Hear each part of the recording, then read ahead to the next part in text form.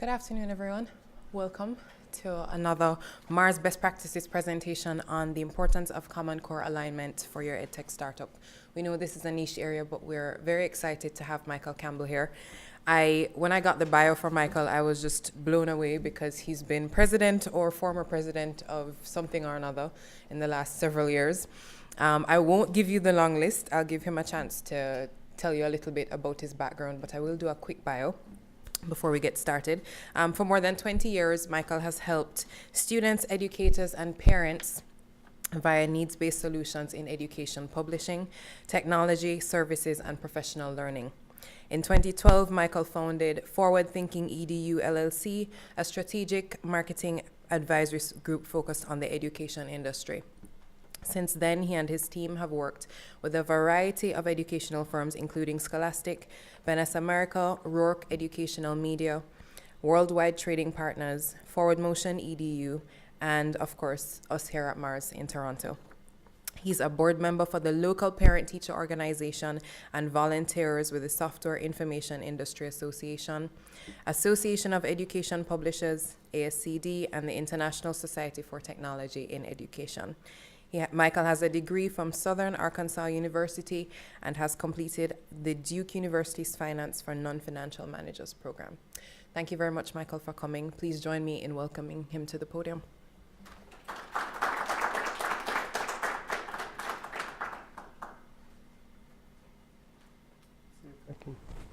See if this works correctly here.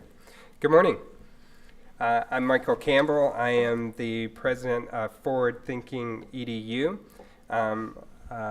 Like Gina said, we are a strategic advisory firm and helping folks in the education sector. My experience in education goes back about 20 years.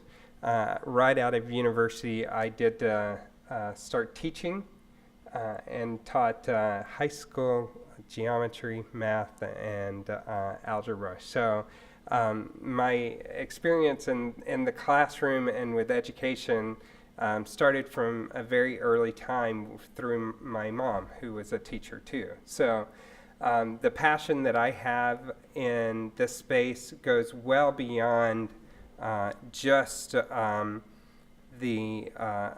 business side of the business. I always say that I have three passions in life. The first passion is I love marketing. It's a great communication tool. People misunderstand what marketing is sometimes and the value that marketing can bring to your organization. The second thing that I think I have I come by it naturally is that I'm a gadget geek. And the fact that I wear my Fitbit, you see all these little things. I probably, one day they'll do a hoarder show and I'll have all of these gadgets that I've collected over my life that I never give up and I won't sell on eBay. And the third thing is education. I have a 7-year-old, and that 7-year-old is in grade 2, and the difference between what I've seen since she started her education a few years ago and what I went through in my education is tremendous.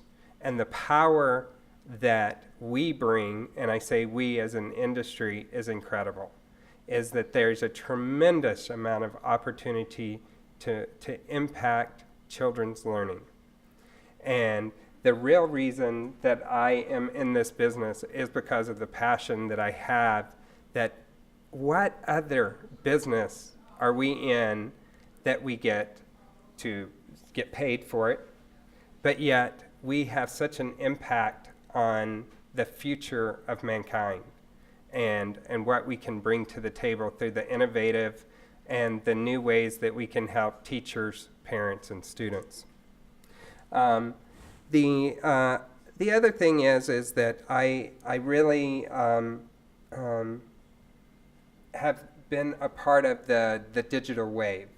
So when I started, after I taught school, I worked for McGraw-Hill as a sales rep, working and got promoted and moved in-house per se, and was part of the publishing process. And that was in the mid to late 90s. And so as part of that, there was all this digital innovation going on. And the big publishing houses, and even was the genesis of the entrepreneur kind of marketplace in education, was all about how, they could see the change coming. And we started out with things like CD-ROMs and all these things, and Laserdisc, and if you remember those, which were the fad of the day. And it has moved so far in just a few years. So today, I thought we would talk a little bit about, as they said, about the Common Core. So I would set the stage for you about the Common Core, so what it is, some of the things that you read in the newspaper about the Common Core in the States, the political ramifications of it, who likes it, who doesn't like it, and then talk a little bit about the market that you've seen out there. We see things that are aligned, things that are supported, things that are integrated into the Common Core. And then finally, really, what is your opportunity to make a difference in that market? Even though you may be focused here in Canada, Ontario, there's a real opportunity for you to expand into the States. And by doing that, integrating, aligning, or supporting the Common Core will help you will give you that level playing ground that you're looking for to compete in that marketplace. So a little bit before we talk about the Common Core, and most of you know this, but there's a ton of educational issues that we face out there. Most of the market needs are multidimensional, and they vary from product to product. But ultimately, the number one thing that you're always going to hear is about funding. And so, one of the key things that you got to know in the States is that there's so much emphasis on the U.S. Department of Education, but in reality, they only have about 12 to 15% of the funding sources for districts and schools in the States. The individual states put up the other 50 or so percent, and then the final piece of that, the 35%-ish of funding, comes from local tax bases. The other big thing that's an issue in the marketplace right now is scalability. So how can the solution that you're providing schools provide that scalability across not just one classroom, not just one school, but across school district-wide? Obviously, with the emphasis on bringing up student achievement is important in these schools and districts, no matter if you're in the Catholic diocese, or you're in a private school, or whether you're in a public school. The other issue, and that we'll talk about this a little bit later on with the Common Core, is professional learning. The issue of getting teachers up to speed on Common Core is huge, and there's a huge opportunity for organizations who can help districts and schools do that. The other things that I think are very important, that if you can provide any kind of data-driven learning, progress monitoring is important to the marketplace. And then the things that I see going forward for the marketplace are, again, continued resetting of resources for schools and school districts. If you're already in that market, you already know that many of the support people that they had just a few years ago, grant writers, even classroom teachers, helpers, are all gone. And so anything that an entrepreneur can bring to the table to help that fewer resource model would be an opportunity for you. The other thing that I always talk about, because I am definitely one of these people, is that digital immigrants teaching digital natives. Just because there are so many kids out there like my daughter, and probably many of you who have children, she's already doing programming, she's doing all kinds of interesting things, and the child is 7 years old. Not that she's super bright or anything, but that's just the way that kids are using the technology these days. And then I will say, outside of Common Core implementation is the implementation of STEM, which is the science, technology, engineering, and math curriculum that is being implemented in 26 states as the next generation science standards, which is also a big opportunity for the industry. Now, let's see if this actually works. I've practiced it, so we'll see if it actually works here. So I wanted to get a little audience participation. So I wanted to know who you thought initiated the Common Core curriculum in the States. So if you take out your phones, you can text a code to 37607. And then it's gonna, then you'll, or you can submit your, if you're online, you can submit to pollev.com. The four choices are the U.S. Department of Education, the National Governors Association, the U.S. Congress, or the National Educators Association. Now, if, let's see if this actually works here. There we go. It's working. A few more people, if you got your phone. Well, there's a virtual tie, but the answer is, and I'll tell you a story before I tell you the answer. We'll go back to that slide. Imagine a race, and let's use, in the spirit of the Olympics, the speed skating rink. What if you had participants who started from all different places, ending at all different places, and each participant not understanding how far they had to go to win and how they were racing? It wouldn't be much of a race. But that's exactly what was happening in the States. Each state set their own standards, each state had their own assessments, and each state regulated those to say that their state ranked better than the other, but there was no real consistency from state to state. So, with that, there was a need for the common standards, and it came back to the late 1980s, when the first George Bush was in the White House, and which was the genesis of No Child Left Behind, which ended up in the second George Bush's administration. But during that time, there was a lot of discussion back and forth of having common standards across the board. So it took a while, but beginning in the spring of 2009, the governors and the state commissioners of education from 48 states and the 2 territories and District of Columbia, they committed to developing the Common Core standards.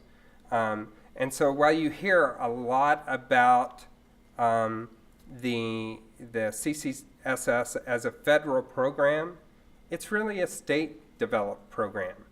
The U.S. Department of Education has promoted the Common Core through programs like Race to the Top and making it a prerequisite to get these federal programs and the funds that go with them, but ultimately it's been left to the states to implement. So why common standards? And again, we talked about they varied from state to state, and really, when you looked at it, they didn't line up with the global competition. So this was really a matter of having global, not neighborhood competition. There was an economic piece to this. And high schools weren't preparing students for college or careers. I mean, in 2013, the graduation rate was about 78% in the US. And many of you know one of the key buzzwords that are out there right now is college and career readiness. And as we go through this, you're going to hear more and more of college and career readiness. The Common Core objectives were to prepare students with knowledge and skills to succeed in college and career, ensure consistent expectations. When they put that out there, they wanted to make sure that that colleges and universities were part of this discussion. And as you've seen in the last year in the news, you've seen Obama make a huge play for colleges to have more effective graduation rates so that they can have job placements once students have graduated from college and university. All of this is part of the Common Core initiative that's out there. There's a whole thing about equity too. The expectations are consistent for all states that participate in this and not dependent on a student's zip code.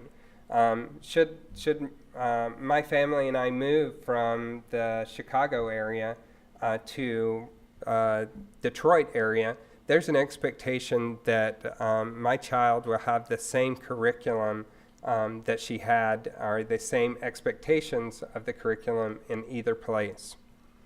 The clarity involved in the Common Core 2 is a major key thing here too, and that the standards are focused, coherent, and clear for all teachers.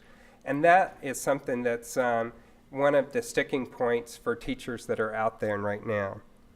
And then finally, the collaboration. The standards create a foundation to work collaboratively across states and districts, colleges and universities, and with the industry. They want to make sure that in the past we had state adoptions of textbooks in the states. So usually the big three textbook publishers were the ones who got that millions and millions of dollars. So the Pearsons, the Cengages, the McGraw-Hills were the ones who were competing for the Texas, for the California adoptions, New York adoptions. This was really a way to level the playing ground for lots of people in the industry. So really, there's two major focuses, as you know, math and English standards for the Common Core state standards. And the evidence that they used to guide these decisions was the timing, ensuring a focus and coherence again, and how do you take standards from some organization like the Ministry of Education here in Ontario, which is one of the key places that they benchmark the standards from, as well as Alberta and the western part of the country, as well as some European and Asian nations. As far as intentional design goes, again, you'll see that the anchored in college and career readiness and the evidence and research-based standards are important. What happened here? So, there we go. So, two of the biggest challenges that educators will tell you are that we are, they're focused on, in math, they're focused on the computation to focusing on problem-solving strategies. And in language arts, there's this focus on informational text. And, but it's easy for teachers to focus on memorization of facts and procedures without really identifying the key things that students need to learn. And that's always been the case. You've had the teachers who stand up and stand and deliver is what I call. They're the sage on the stage. And they have to know everything about that particular subject that they are teaching. And for math, memorization has never been the key way to learn math, but it was often enough to meet many of the old standards that are out there. So you have, and in language arts and literacy, there was a real focus on fiction, and now you have a completely different focus on informational text, and the curriculum doesn't necessarily dictate content. It dictates the big picture. So where have the standards been adopted? You'll see that they've been adopted in approximately 47 states now. Alaska, Nebraska, or 46 have opted out. Minnesota only adopted the English language. But overall, you'll see, and this is why it's important as a business, is that there's 85% of the student population in the U.S. will be using the Common Core once it's completely implemented.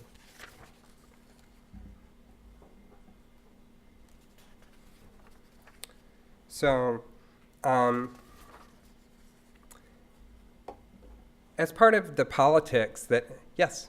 Sorry, why did they opt out? Texas opted out because they have their own set of standards called the TEKS.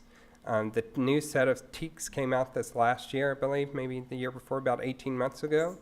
And those TEKS are, as some people will tell you, very similar to the Common Core.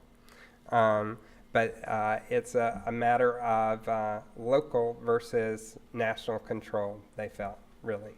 And the same thing for Alaska and Virginia. They all have very strong political movements in those states that felt very strongly about not having a national curriculum versus having a local. And in some cases, there's an argument that, especially for Virginia, to say that their curriculum already met the higher standards than the Common Core did. Is the Common Core tied to any federal grants? It is. So many. Well, Texas they opt out. They have they can't participate then in that grant Exactly, money. because like on Race to the Top and some Right. things like that, they had to actually opt in order to get some of that money. Thank you. Yeah. States like Florida, Arizona, and Iowa, even though they have adopted the Common Core, have rebranded the Common Core to their own state standards. So they're the Florida Common Core, they're the Iowa standards, and they're the Arizona standards. And this was done as a way, as a marketing tool, in my view, to make sure that they set the stage that the politicians wouldn't meddle in the setting of those standards. Just this yesterday, day before, there was an article in the New York Times about how New York is debating the Common Core and how they're going to adopt and implement the Common Core. So it'll be interesting to see somebody like New York, who is right in our backyard, implement those. Yes? That article was all about a fight. Yes. I mean, that's what it basically boiled down to. And not even one fight, fights inside fights. Exactly. So how do you read that and come away with what might happen there, even though everybody's kind of interested in the same thing? I think just my personal opinion is that I think it's a matter of letting people have their say, and then they're going to adopt the Common Core. And the fact that, you in that article you saw like people saying how it was successful for us. The teachers Yes. Yeah. is not supporting it. Right. That's a problem. Well, and the other piece of that is the professional development that goes along with that, is the fact that while many of these states have adopted the Common Core, they really haven't given the support for the Common Core to implement it. So it is a complete different way of teaching in the classroom, and that would be one reason why I don't think that you can get the teachers union to support it when all of a sudden you've got to completely change everything that you've done. Isn't there evaluation associated with that as well for teachers? Like teacher evaluation? Yes. Yeah. And that's part of the issue, is that they're being evaluated on a standard that they really haven't been trained on, you know? So and again, I think that you can take any of those and make that into an opportunity for you as a business. Indiana is another state that is driving some debate in the U.S. about the Common Core. And in fact, the legislature there is actually debating this week whether or not they're going to throw out the Common Core and put in their own standards. And they want to get this done one way or another in the next couple of weeks so that teachers can be prepared for the fall 2014, which I just find amazing that trying to put together a complete new curriculum in that period of time. So, and then ultimately you're going to see, and I tread on this very lightly because I think you're going to see, even you've seen breaks in the left with the unions who have issues with the Common Core. You see breaks in the right with the Tea Party folks who have issues with the Common Core, and for different reasons. So for the right, it's really about local control versus a federalist approach to education. And for the left, it's really about giving teachers their due, making sure that they get the support that they need, and really, I think the interesting thing is that everybody would really like to see student learning rise in the classroom, and that students getting the best education possible. So one of the... When's a good time to do questions? At the end when you're done? You can ask me. Yeah. Okay. I'm on some LinkedIn groups in my subject matter, literacy and struggling students, and I'm absolutely astounded that teachers have a right to own their opinion in this field. Is Common Core going to handle that, or are they going to reject it? How's that going to work, do you think? I think that I think there's going to be a settling of the Common Core, and that you're going to see some states opt out. I really don't think New York will opt out. Indiana might, but ultimately you're going to see 40 states, 42 states who adopt this across the board. And you'll have Florida, you'll have Arizona, who are real drivers in education in the state. Those two states, along with California and Texas, are real drivers. New York, Massachusetts, they will have their own version of the Common Core. It will be the Common Core, but it will be their own version of the Common Core. You've already seen this in Florida. I was just down there a few weeks ago and talking to some folks, and overall I think people are okay with that. They feel like they've gotten their say, and the interesting thing is going to be how higher ed implements this, because our next group of teachers coming out is really the way to implement Common Core as well as digital education, and are those pre-service programs, even here in Canada and in the US, are they preparing students to go into the classroom and teach a completely new way, as opposed to the old sage on the stage approach to that? So one of the things that I always like to talk about is begin with the end in mind. So this is my transition over talking about the marketplace and the Common Core. And I thank Stephen Covey for this because that's the one thing that I would always suggest as you think about the solutions that you're offering is begin with the end in mind. So what are you trying to accomplish? How are you trying to help education? You may be providing a data warehouse for a school district, but ultimately, while you may be increasing the data loads or any other kinds of things like that, ultimately, for a school district, their goal or for school is how is that going to impact learning in the classroom? And so this is really what I think about constantly.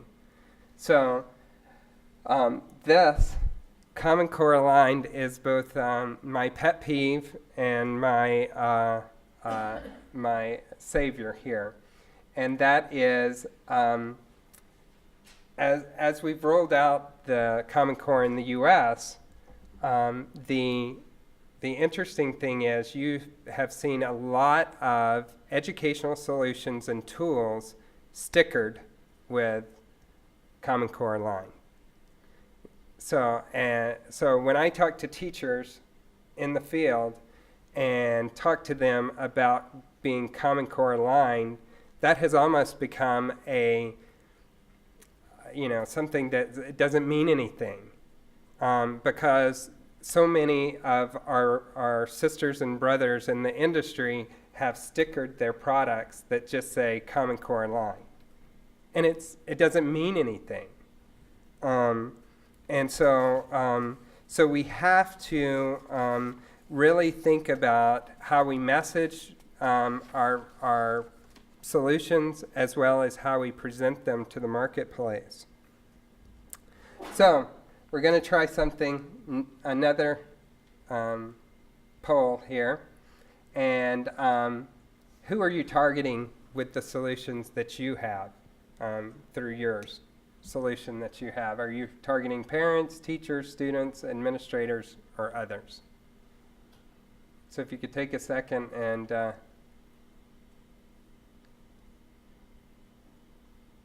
do that for me. Let me take a second.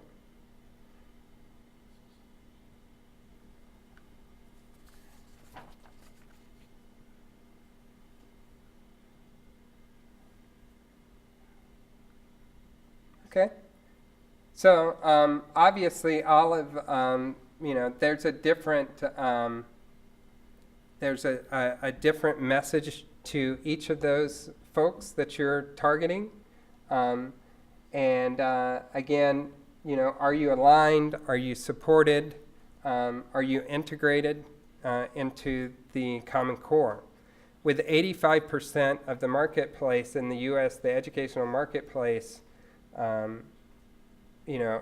being affected by the Common Core, then having your solution aligned, which can mean a lot of different things, or supported or integrated, can either help you or hurt you. So one of the things that I'll give you an example of is that I have several literacy publishers out there who are no longer aligning with the Common Core. They are what they call supporting the Common Core because they really believe that their strategy for their organizations are that the teacher should do the aligning with the Common Core. They can support that, and they offer supplemental materials that are supporting the Common Core and offer teaching tips for teachers, but ultimately they're not providing an alignment to the actual standards because they have been burned by saying, okay, this goes to this standard, this goes to this standard, this goes to this standard. And as we'll talk about in just a second, when they are in the classroom, it becomes something completely different. The final piece that we'll talk about is the integration of the Common Core. So building your product from the ground up with the Common Core in mind. Two folks that have done that are Virtual Nerd and BuzzMath. If you know BuzzMath, they're over in Montreal. So, but they have built their solutions with the Common Core in mind. So, and this is ultimately the reason why here is for classroom teachers, for administrators, for teachers, and for students. Does your solution become just another thing in the classroom? So having that alignment means, oh my goodness, now I have to not only do my lesson plan, then I have to look at this alignment to actually do it. So it becomes more work for that teacher or for that administrator that's out there. So having that ability to integrate it into the solution, to make it as easy as possible and not just another thing, becomes very important in the marketplace. Secondly is, as the gentleman in the back spoke briefly about, that teachers are under a tremendous amount of pressure for evaluations these days. So if they don't, if their students don't do well on the state assessments, they can lose their jobs. Administrators can lose their jobs. You have examples of school improvement accounts or schools in the states where they fire everybody in the whole school because of poor test results over and over again. And finally, think about you as a parent in the classroom. The information that you receive home with your student, how does that relate back to the standards? An example that I give is that my daughter's in the second grade, grade 2. So she got her first report card home, and it was fine, B's and A's, and but my partner and I are very diligent about getting her to do her homework. And checking that homework and making sure that she's done her writing and her reading and her math. And so I called her two teachers up who teach it, and I said, hey, listen, can you tell me why she got a B in spelling, or in reading is what it was. And she's like, why? Is there a problem with that? And that's a good grade. I said, oh, that's not the issue at all. It's not that I think that she should have an A. I just really want to know why she got a B. You know, not that I think that she should get an A, but tell me what the reasoning behind that. Tell me why she got a B in math, you know. And so I went into the school to talk to them, and they were both shocked that I would do that. But the fact that I said, so tell me, is this because of the Common Core? I know that you guys are implementing this, and that was another shocker for them, that I actually knew what the Common Core was and had some experience with it. I'm probably like an inch deep and a mile wide, so it's probably enough to be dangerous. But the fact is that as a parent, and as I talked to other parents, they had very similar questions. And so it becomes very important that these standards are the ability, whereas in the old place a teacher could say, oh yeah, these are the Illinois standards for grade 2 reading, and this is how you do it. But they're at a place right now that it's at such a level of it's a little bit of dysfunction there. The other thing is, like I said, student achievement is a huge amount of pressure for these schools. On-time graduation and career readiness will continue to be an issue for schools and for districts in the states as they implement Common Core, especially on the high school level. And the opportunity for supplemental publishers at this level is really good. Even though there's a lot of competition out there, if you can have a solution that's effective in the classroom and you can prove that efficacy, then you have a leg up on your competition. So the last poll that we're going to do is if you already have a solution, do you align to the Common Core?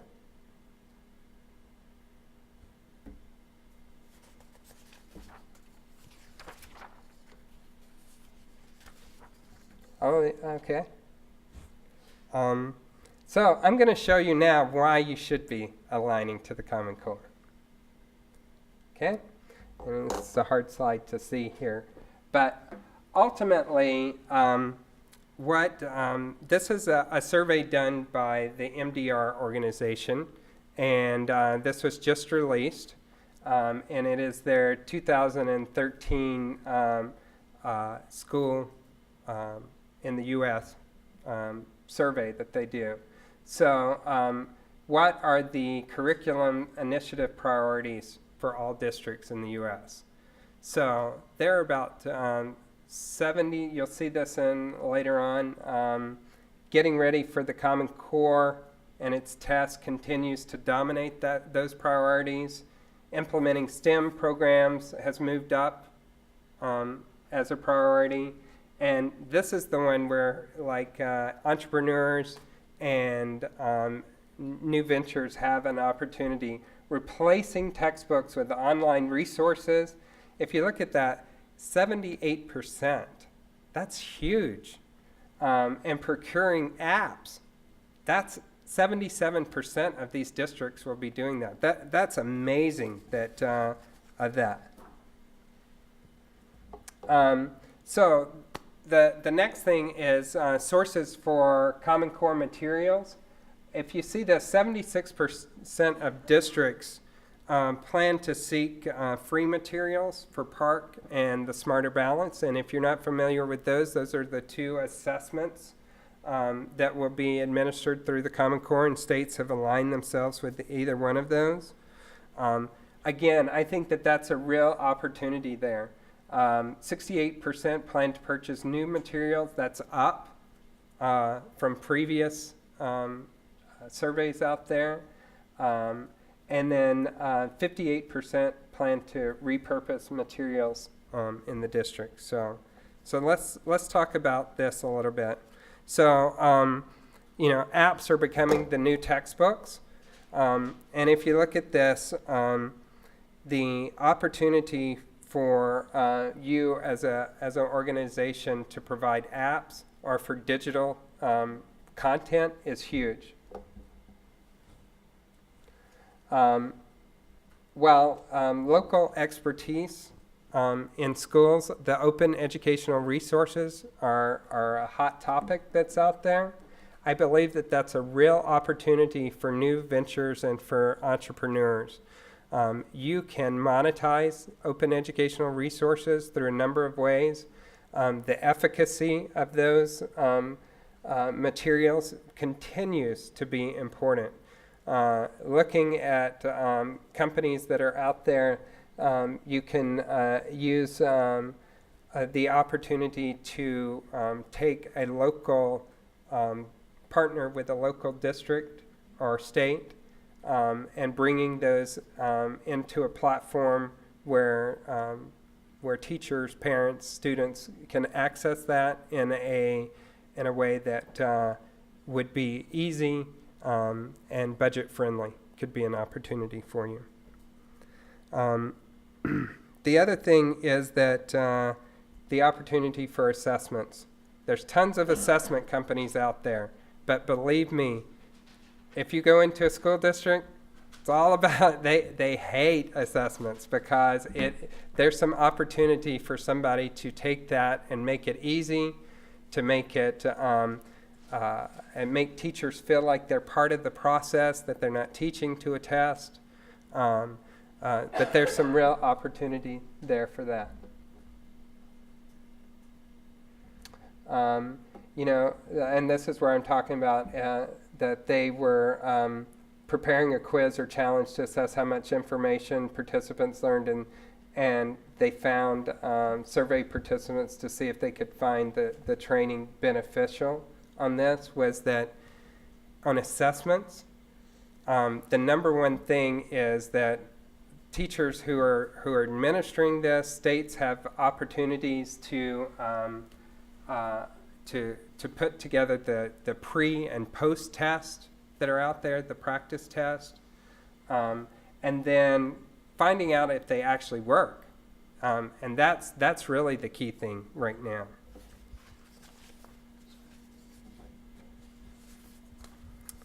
So the one thing before I wrap up here is that I really believe that opportunities abound for you as an organization using Common Core. 7,600 districts are at stake here.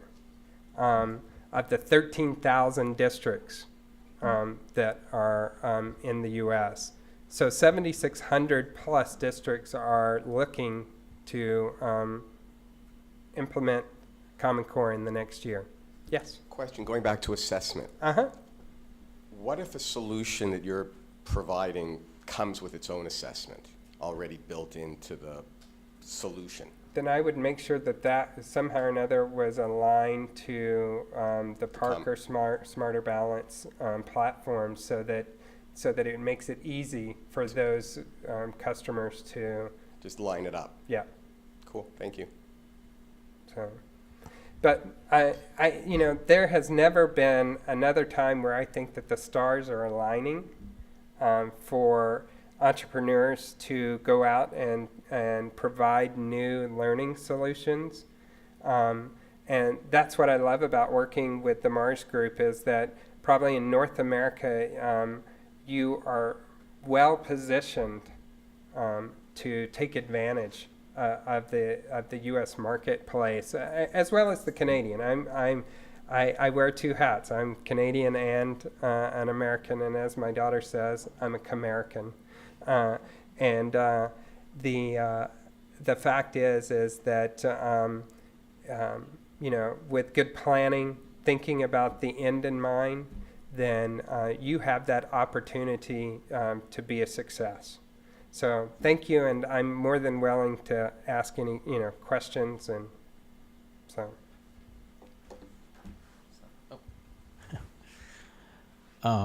Yeah, you mentioned Smarter Balance. Mm-hmm. What is that exactly? In the States, there are two consortiums of assessments, so that go with the Common Core. So the states that have adopted have pretty much aligned back and forth to these consortiums who will take the Common Core, prepare assessments, and then on a state level, those assessments will be given, in April is usually when they're given in the states. So there's the federal government gave grants to develop these assessments platforms, and that's what they are, is assessment platforms. And then along with that is the content that goes with them. Any other questions? Strategically, Michael, would the idea to go out with the first round of purchase for Common Core be smart, or should somebody kind of sit back and watch what happens, because there will be fiascos and you're going to spend a lot of money going out to participate? I wonder what the smart thing is to do. Well, I think if you're developing a product or a solution for the Common Core, and let's face it, I look at this. I have another client who did it. They have their standards that they use, and then they line up Ontario, Quebec, the U.S. kind of off those center ones, and they have developed it so that it's flexible. And that's really what I would do, is try to develop it in a way that's flexible, so that that because frankly you're going to want to go after Virginia and Texas also, because they have the the numbers of students that you would want. So you want to develop it in a flexible format so that you could be prepared when the time comes where those settle out a little bit more. So does that make a difference? So basically, yes, start out with the Common Core and then move. So Is the Common Core online? it is. So and in fact, we can go to that slide.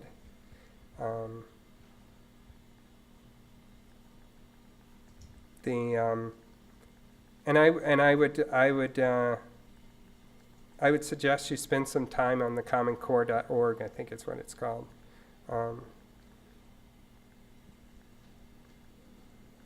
Yep, there it is. It's corestandards.org. Any other questions? Yes, sir. You mentioned of course, the math and ELA Common Core.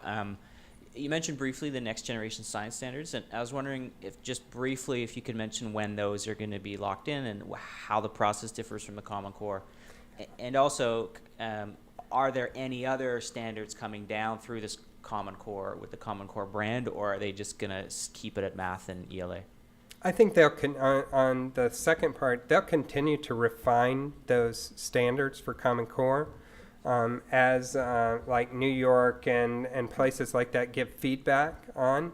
One of the big issues I just read a paper about was the fact that teachers don't feel prepared, but as part of that, they don't feel prepared because there's no real content within the standards. And they just don't feel comfortable with that. They want to be told, use this, use this text or use this app or use this kind of thing. And that's part of the, it's almost the retelling of teaching here, of how we're doing that. People like that cozy box that they can, be in. On the next generation science standards, 26 states have adopted next generation science standards. They are different. They're not part of Common Core. So I believe those were initiated by the President's STEM effort, and I think the organization is the National Science Teachers Association. That they really collaborated on that, along with the state. Chief State School Officers Association. But the 26 states, they did adopt those this last summer for implementation, I believe, in 2014, starting in the fall. But there wasn't like history Common Core standards coming down the pipe, geography? I haven't heard, yeah. I have a question or a comment, want your opinion on English second language learners. Uh-huh. There are 5.5 million ESL Yes. students in the U.S. The Common Core, when it comes to language arts, talks about complexity of literature, critical thinking, whole different angle on what's going on now. If these 5.5 million students that represent 10% of the K-12 population don't speak English properly or don't understand English properly, and the standards are now more difficult, more complicated, more complex than they were before, and you have teachers that don't even know how to teach English second language, let alone understand the Common Core. Well, I think it's a real opportunity. Well, that's why I'm Yes. asking you. So, because one of the key things that and I was just at the NABE conference was last week in San Diego, Yeah. which is the National Association of Bilingual Educators. One of the key things, the challenges that they have for English language learners is the fact that not only do you have a child who doesn't understand English, but that teacher not only has to get them up to speed on English, they also have to get them up to speed on the standards there, on the curriculum. So if there is a real opportunity for that and a real need for help in that area. So, Gotcha, thank you. anything else? Yes. I'm wondering if you'd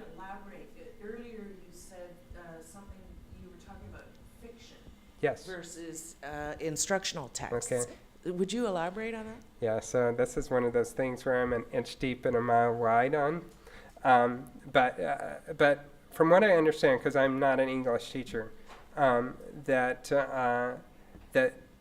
in the new standards, it's very focused on nonfiction, so informational text, and that has been a sticking point for teachers, is that they felt that it was too focused on informational text and not enough focus on traditional fiction that they taught, especially in the early grades.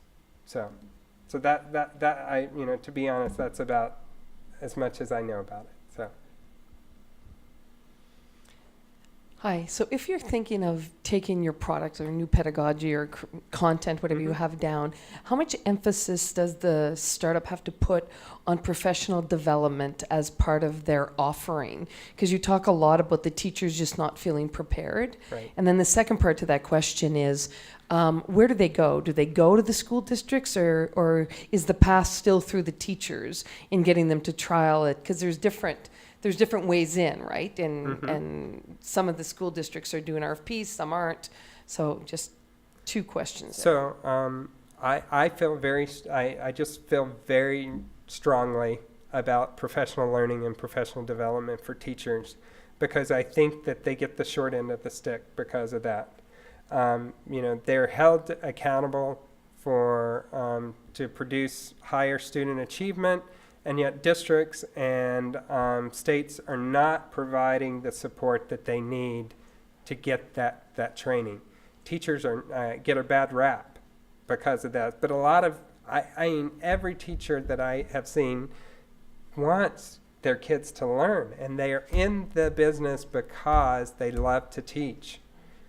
And so I really feel that there's an opportunity if you can help teachers. There's a business opportunity if you can help teachers become more effective in the classroom. And districts and schools are searching for ways to do that. And just like kids, where we talk about differentiated learning a lot, and this is a whole nother subject, teachers learn differently too. And so, they're just people like us. And so we need to make sure that the professional learning that we're offering them, speaks to their learning style. So I think that there's a real opportunity for that, and there's money for that in the districts. It's finding that director of curriculum, finding that principal, finding that director of professional learning in a school district who finds the value of your solution, and then saying, I think that this could help us become more effective in student learning there. The second piece is finding who the decision makers, and that's really is that what you're asking there? Well, part of it's decision makers, and part of it is sometimes you need the teachers to try it first. Right. And I'm not sure with the Common Core, whether the first wave is going to come top down, or whether they're letting it come bottoms up. Well, the experience that I have is that if you talk to 10 teachers about the Common Core, you're going to get 10 answers about the Common Core, because there is that much kind of, people don't, they've had some, like a half a day of PD for their district talking about this, but they've really not had a whole lot of, they read this article in Education Week or eSchool News or something, but there's not been a whole lot of training for these teachers. And that's part of the issue here. That's the reason why you have a lot of pushback, because it did come top down and not that kind of both. And I look at places where I've been most successful in the marketplace has been where you can take a champion on both ends, having a teacher and having an administrator who really push it from the influencer and the decision maker there, and that when you have that, you're going to have better buy-in from both sides, and you'll have a longer relationship with your customer. right behind you, Joe. Just a quick question on that. On professional learning, where do you see a lot of gravity? Like, where are our principals, where are teachers actually turning to for professional learning when it comes to the Common Core? You know, a lot of it is you'll hear a lot about professional learning networks, PLNs, and again, another real opportunity. There's a social media group called edweb.net who has really taken that and monetized that very well, and you may know Leisha Schmucky, and she has done a great job of, she has over 60,000 teachers who are active, not just people who signed up, doing that, and has been able to monetize that. So there are organizations like ASCD who have been able to, you know, under the guise of being nonprofit, but have been able to, you know, monetize that very well. And then there are a ton of people like Pearson who do that, who, you know, they have a whole division that's, you know, strictly focused on professional development and learning and Common Core opportunities out there. Joe? Kind of around that implementation at the district level, what kind of accountability is there for the districts to implement what they've said they're going to implement? So, and by that I mean kind of from the entrepreneur angle, going in at a district level, what kind of reports do they need to fill out? What kind of accountability do they need to send back up to the state level to say we've done, like, we've delivered this much professional development, we've implemented it at these schools, you know? So what does the paperwork look like that? Oh, it varies from state to state, but ultimately the way that they're going to judge whether they've been accountable or not has been those tests, those assessments that happen. And in New York, and I didn't mention this, but in New York, something like the 3rd grade through the 8th grade took the assessment this last year. Like in ELA, only 25% passed. In math, only 30% passed.